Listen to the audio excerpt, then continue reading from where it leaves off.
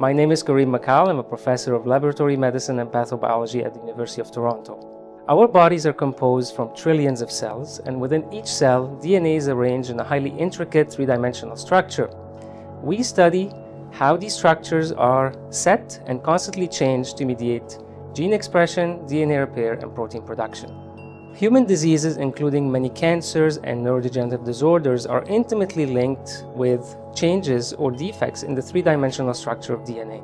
We study these structures within both health and disease settings in an effort to identify novel therapeutic approaches and perfecting or increasing the therapeutic potential of existing treatment options.